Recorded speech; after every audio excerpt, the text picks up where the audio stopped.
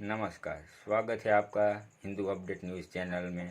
अगर अभी तक आपने हमारे यूट्यूब चैनल को सब्सक्राइब नहीं किया है तो सब्सक्राइब कर लीजिए और बाजू में वाले बेल आइकन को भी प्रेस कर लीजिए ताकि आने वाले वीडियो की अपडेट मिलती रहे सबसे पहले।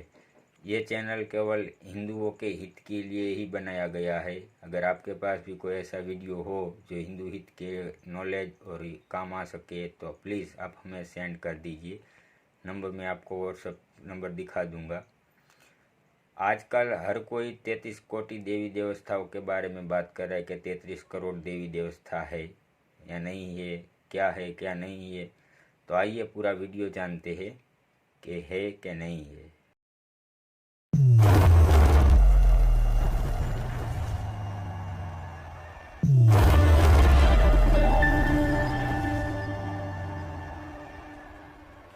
मित्रों, आप सबने कई लोगों के मुंह से ये बात तो सुनी ही होगी कि हिंदू धर्म में तो 33 करोड़ देवी देवता हैं और हिंदू धर्म में बहुत सारे देवी देवताओं की पूजा होती है।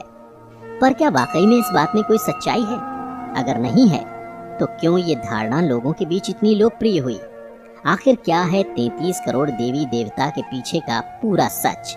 जानेंगे हम इस वीडियो में। मित्रों, ये तो सर्वविदित है कि सनातन धर्म बहुत पुराना धर्म है। हमारे धर्म ग्रंथ भी काफी प्राचीन है। समय के साथ इसमें बातें जोड़ी भी गईं और कई बातों का अनुवाद भी किया गया। इसी वजह से कुछ भ्रम भी उत्पन्न हुए और यह भ्रम इतना ज्यादा फैला कि लोग इसको सच मानने लगे। 33 करोड़ देवी देवता वाली बात भी इसी का परिणाम है, क्योंकि किसी भी वेद, उपनिषद और पुराणों में 33 करोड़ का उल्लेख नहीं है, बल्कि 33 कोटि का उल्लेख है। कुछ शब्द ऐसे होते हैं जिसके कई अर्थ होते हैं।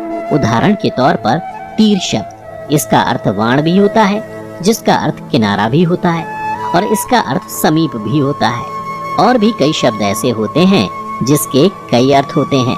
अब हुआ यह है कि जब इसका अनुवाद किया गया तो त्रुटिवश कोटि को करोड़ मान लिया गया और इस भ्रम का प्रसार इतना ज्यादा हो गया कि अधिकांश लोग इसको सच भी मान बैठे।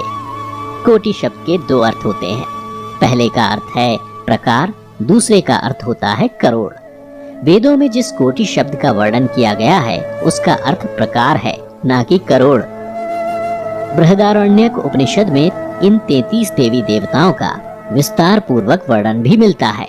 आपने कई बार देखा या सुना होगा कि अक्सर लोग किसी को बधाई देते वक्त या प्रणाम बोलते समय कोटि शब्द का प्रयोग करते हैं। अब मित्रों, यहाँ पर वे लोग करोड़ों बार बधाई और करोड़ों बार प्रणाम नहीं बोल रहे, बल्कि उनका भाव यह है कि जितने प्रकार के प्रणाम या जितनी प्रकार की बधाई होती है वो सामने वाले को अर्पित हो। आइए अब जानते हैं कि कौन है वो 33 कोटि देवता। इन 33 में से 8 वसु हैं। वसु अर्थात हमें बसाने वाले, जहां आत्मा निवास करती है। ये 8 वसु हैं: धरती, जल, अग्नि, वायु, आकाश, चंद्रमा, सूर्य और नक्षत्र। ये 8 वसु प्रजा को बसाने वाले अर्थात धारण या पालने वाले हैं। इसी तरह 11 रुद्र आते हैं। दरअसल यह रुद्र शरीर के अवयव हैं। जब यह अवयव एक एक करके शरीर से निकल जाते हैं तो यह रोदन कराने वाले होते हैं। अर्थात जब मनुष्य की मृत्यु हो जाती है तो उसके भीतर के यह सभी 11 रुद्र निकल जाते हैं, जिनके निकलने के बाद उसे मृत मान लिया जाता है। शरीर से निकलने वाले इन रुद्रों के नाम है प्राण, अपान, व्यान, समान, उदान, नाग, कुर्म, किरकल, देवदत्त और धनंजय। प्रथम 5 प्राण और दूसरे 5 उप प्राण हैं। अंत में 11वां जीवात्मा है। ये 11 जब शरीर से निकल जाते हैं तो सगे संबंधी रोने लग जाते हैं, इसीलिए इन्हें रुद्र अर्थात रुलाने वाला। 8 वसु और 11 रुद्र मिलकर हो गए 19। 12 आदित्य होते हैं। आदित्य सूर्य को कहते हैं। भारतीय कैलेंडर सूर्य पर ही आधारित है। समय के 12 माह को 12 आदित्य कहते हैं।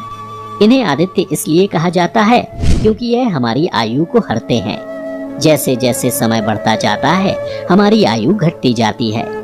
ये 12 आदित्य 12 माह के नाम हैं। सूर्य की 12 रश्मियों को भी इन्हीं की श्रेणी में रखा गया है। 8 वसु, 11 रुद्र और 12 आदित्य मिलाकर कुल हुए 31 अवयव। 32वां है इंद्र। इंद्र का अर्थ बिजली या ऊर्जा। 33वां है यज। यज अर्थात प्रजापति। जिससे वायु, दृष्टि, जल और शिल्प शास्त्र हमारा उन्नत होता है। औषधियां पैदा होती हैं। ये 33 कोटि अर्थात 33 प्रकार के अवयव हैं, जिन्हें देव कहा गया है। देव का अर्थ होता है दिव्य गुणों से युक्त। हमें ईश्वर ने जिस रूप में यह 33 पदार्थ दिए हैं, उसी रूप में उन्हें शुद्ध, निर्मल और पवित्र बनाए रखना चाहिए। यही उच्च कोटि के 33 देवता पूरी प्रकृति का संचालन करते हैं। अगर इसमें से एक की भी कमी रही तो संतुलन बिगड़ सकता है।